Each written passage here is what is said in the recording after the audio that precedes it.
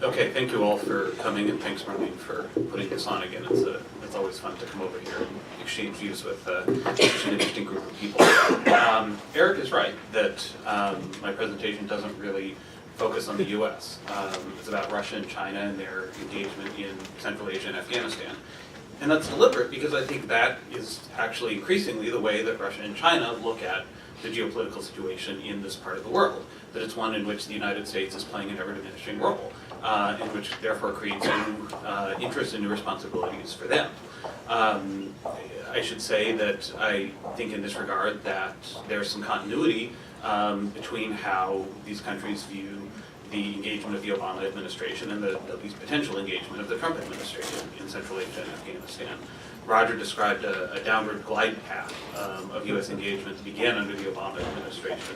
This was certainly how it was regarded in Moscow and Beijing, that the U.S.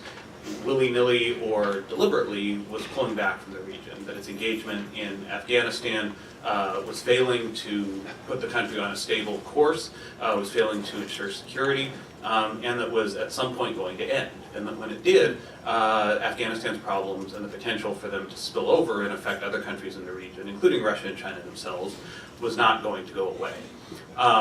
We obviously have a lot of questions about what the Trump administration pretends and intends to do, but I don't think that the overall interpretation of the vector of American policy has changed in Moscow or Beijing. So that really is the universe in which we're operating, one in which the general perception seems to be that Central Asia, and in this including Afghanistan, is moving away from being a kind of trilateral geopolitical game between the U.S., Russia, and China to one that's increasingly bilateral. And yes, we can talk about the other great powers that are interested in and have involvement in the region, the European Union, Turkey, Iran, Japan, India, and the like, but especially on the security side, and that's primarily what I'm going to be focusing on. It really has been Russia, China, it really has been Russia and the U.S., and I would argue increasingly it is less the U.S. and more Russia and China. And so how that works, I'm going to talk about now. I think if you wanted to characterize the past 15 years or so of security in the region, you could do it in a shorthand way like this. In Central Asia, in this trilateral dynamic, the U.S., Russia, and China, both Beijing and Moscow have wanted to see the U.S. leave, but not right away. There's always been some concern about, time frames and what was going to happen in the interim. But in any case, at least from about 2005, the assessment that it would be better for the interests of Russia and China if the U.S. did not have a strong security presence or security engagement in Central Asia. Within that framework, the basic cooperation that then emerged was that Russia would focus on the security side, China would focus on the economic side. In Afghanistan, there was more ambiguity, I think, about the U.S. role. Yes, we want the U.S. out, but please, Washington, fix the problem before you get out. Because if you get out precipitously and instability, drug trafficking, extremism, terrorism, organized crime continues to flourish in Afghanistan, it's not the United States that's going to be bearing those costs. It's going to be the countries of Central Asia, it's going to be Russia, and it's going to be China. Meanwhile, while the U.S. is trying to fix the problems in Afghanistan, Russia and China have been trying to focus on the economic opportunities that that country presents. For Russia, this has involved trying to get reconstruction contracts on things like the Salong Tunnel, which goes across the major north-south highway in Afghanistan. For China, it's been mining, natural resource extraction, and the like. So this has been the basic framework. And I would argue that now, with this perception that the significant U.S. engagement in the region is winding down, I think there's a reconsideration that's going on in both Moscow and Beijing. And on the security side, what this leads to is a growing sense of responsibility for ensuring the long-term security of the region on the part of Moscow, which I think is less surprising, but Beijing too, which is a little bit more surprising. And so that then raises questions about what the long-term implications are for Sino-Russian relations, and how developments in the region are going to drive policy in Beijing as well as in Moscow. Now, as we know, U.S. involvement in Central Asia really took off after the attacks of September 11th, 2001, and was predicated on the role that Central Asia could play contributing to the U.S. military effort in Afghanistan. This initial involvement was done at least in general cooperation and sometimes more active partnership with Russia, which acquiesced in the deployment of U.S. military forces in Kyrgyzstan and Uzbekistan. But already by about 2005, after the United States had pivoted away from Afghanistan, involved itself in the war in Iraq, pressure was building for the U.S. to get out of Central Asia. And in 2005, the SCO issued the so-called Astana Declaration, which called on the U.S. to set a timetable for the withdrawal of its military forces from Central Asia. I think talking to a lot of Russians in particular, there was a sense that the U.S. was only partially interested in Afghanistan, was really interested in having military forces in Central Asia for geopolitical reasons, that this was a way of projecting power in the backyard of Russia and China. And so then when U.S. forces pulled out of Uzbekistan in 2005 and out of Kyrgyzstan in 2014, a lot of Russians were kind of scratching their heads saying, we didn't expect that. But that's what's happened. Meanwhile, in Afghanistan, the Obama administration initially surged additional forces into Afghanistan, arguing that this was the necessary condition for creating stability and allowing a political process to take hold in the country that would then put it on a more sustainable path forward. However, that surge ended. By the end of the Obama administration, U.S. force posture in Afghanistan had been drawn down substantially. There's only about 8,400 U.S. soldiers left in Afghanistan, which is hardly enough to maintain stability across the country. If you look at the most recent report that was issued by the Special Inspector General for Afghanistan Reconstruction, it notes that the trajectory in Afghanistan is largely heading in the wrong direction. Security is worsening, less and less of the country is under the control of the central government, and the perception that the U.S. is heading for the exits is widespread in Afghanistan as well as in surrounding countries, including Russia and China. Now, both Russia and China, already prior to this period, had proposed their own economic and political integration projects for Central Asia. We heard from Nadej about the Chinese project, the Silk Road Economic Belt. Russia, of course, had the Eurasian Economic Union. And there are some questions about how these are going to fit together, whether they're compatible, whether there are some synergies that can be exploited by both sides, whether the Russian desire for using economic integration as a form of political control would put Russia at odds with China, whether this would be the time when the long-anticipated geopolitical struggle for control of Central Asia between Russia and China actually breaks out. We haven't seen a lot of that so far. There's been some effort to integrate the integration projects, some efforts to cooperate. Both of them are ongoing, and I think it's still a process. But what's really been interesting in the last couple of years has been the extent to which both Russia and China have inserted themselves more actively into security affairs in the region, both in Central Asia and in Afghanistan. Now, of course, for Russia, this isn't terribly surprising. Russia maintains a residual military presence in Central Asia. There is a Russian military base in Kyrgyzstan, which is under the nominal auspices of the CSTO. Russia still has close cooperation with the security forces in most of the Central Asian countries. It has military facilities, smaller ones scattered about in Kazakhstan, as well as I believe Tajikistan, and through the CSTO conducts regular military exercises in the region, sells weapons. Military officers from a number of these countries train in Russia. Some of them have that educational experience going back to the Soviet period. So there's a long-standing security tie there. What's been interesting, though, is the extent to which in the last couple of years, with the drawdown of U.S. focus on Afghanistan, the departure of the U.S. from the Manas base in Kyrgyzstan, Russia has been more actively engaging in the security management, I would call it, in Central Asia. In part, this is, I think, a response to the perception that the security environment is getting worse partially in response to a more permissive environment after the withdrawal of U.S. forces. So just as a couple of examples, over the last year or two, there have been a number of press reports about serious security incidents along the border between Turkmenistan and Afghanistan. Turkmen border guards and populations along the border coming under attack from Afghanistan-based militants. Well, last summer, the Russian Defense Minister, Shoigu, went to Ashgabat, and based on what we've been able to find out about the meeting, the content was essentially, you, Turkmenistan, need to do something about this, or we will. Russia continues to see the sort of maintaining the security of the outer borders of the former Soviet Union as being something that's in its own interest, and to the extent that the governments of the Central Asian countries are capable of maintaining those borders and maintaining security, it's perfectly fine to allow them to do that, but the message that Shoigu seemed to be communicating to the Turkmen was, if you can't do this, we're in a position to do it, and we're going to.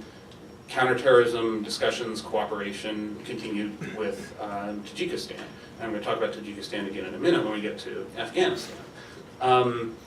The outlier for Russia for a long time, of course, has been Uzbekistan. But since the transition in that country and the appointment, election of Shavkat Mirziyoyev as the new president, one of the notable developments has been a seeming thaw between Tashkent and Moscow. Putin came to Tashkent for the funeral of former President Karimov, and he embraced Mirziyoyev at the funeral. Mirziyoyev is now, it looks like, planning to go to Moscow sometime this spring. So some of the things that we had always assumed about Uzbekistan in the last several years, that it was pursuing this kind of independent policy, it was staying away from things like the CSTO, that it wanted to maintain a certain amount of distance from Moscow. Whether that continues to hold in the future, we'll see. But certainly the greater involvement of Russia in at least pursuing or trying to uphold the external security of the borders of Central Asia, pursuing counterterrorism cooperation with the security services of these countries has been a higher priority in the last couple of years. Again, that's not terribly surprising. Russia has this long-standing presence, long-standing connections. The perception that the U.S. is pulling back means that there's in some ways a more permissive environment for Russian involvement. What seems to be a little bit more surprising is the role of China. Again, the assumption for a long time was that Russia could do the security, China was going to focus on the economy. And certainly with the Belt and Road, China is still doing a lot on the economic side, but is increasingly active in security as well.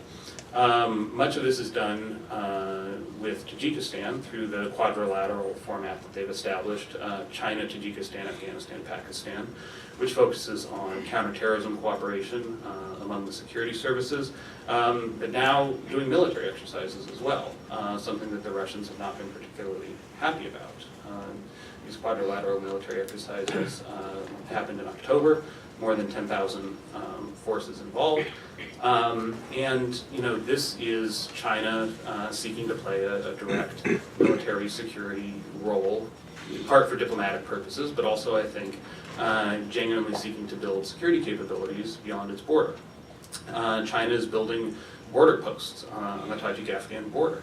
China is developing relationships with the security services in these countries, particularly Tajikistan, but all of the ones that seem to be exposed to potential spillover from Afghanistan.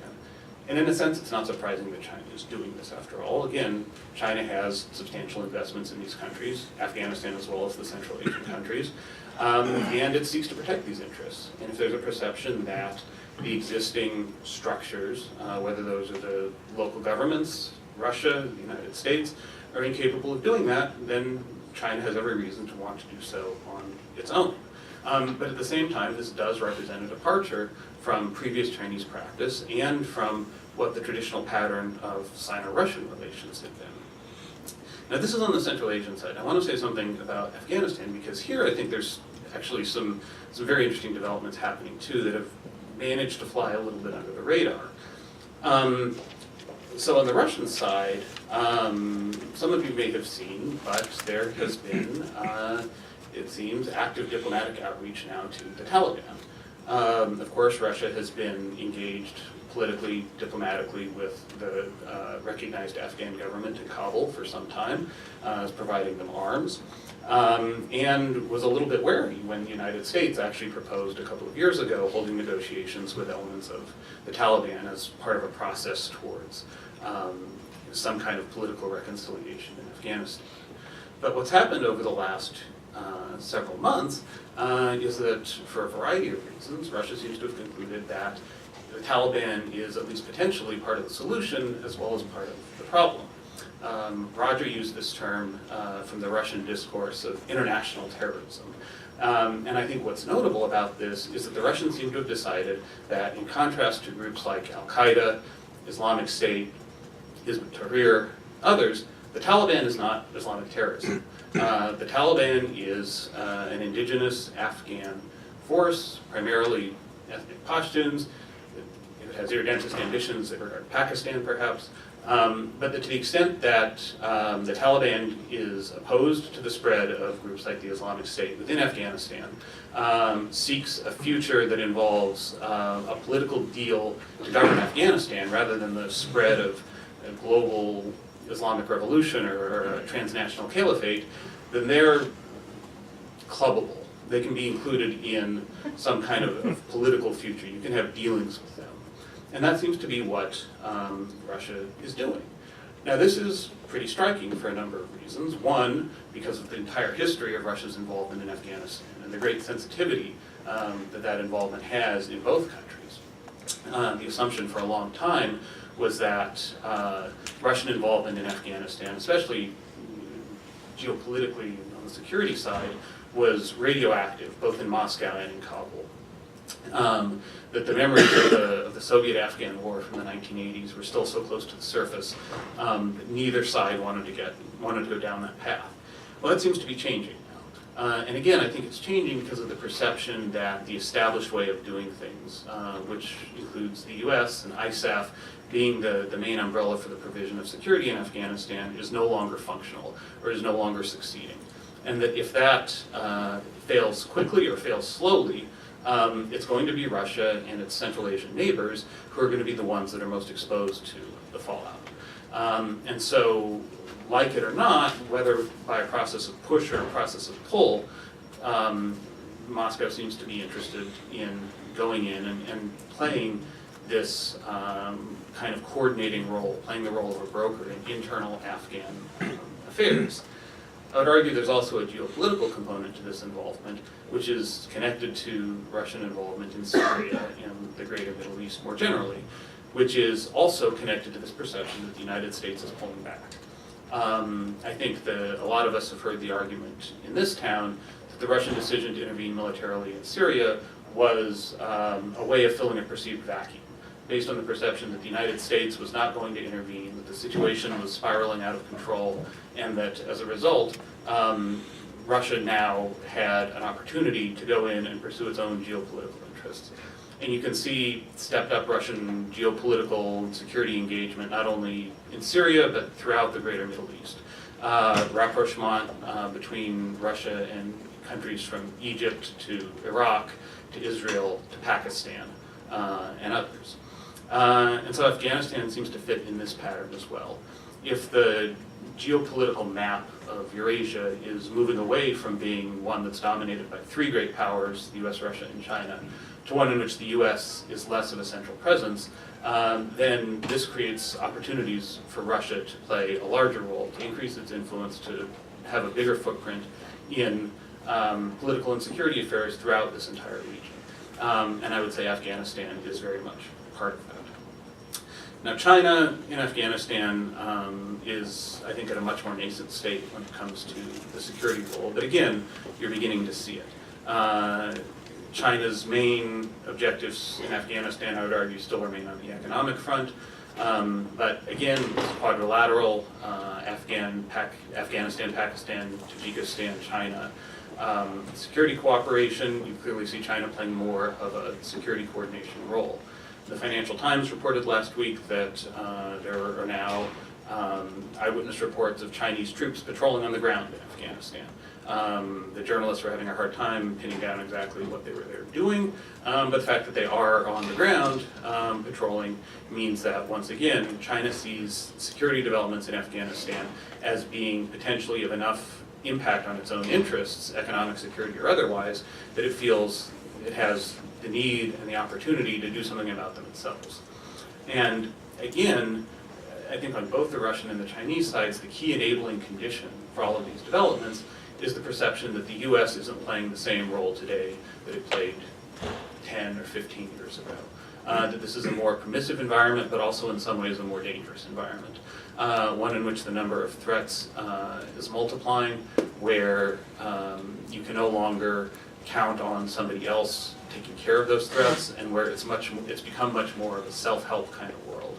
And both Russia and China seem to be increasingly looking to play that self-help role. And that does raise the question over the longer term, both how effective these countries will be, can they actually contain the threats that they perceive emanating from the region, and then secondly, how will that affect bilateral relations between the two of them?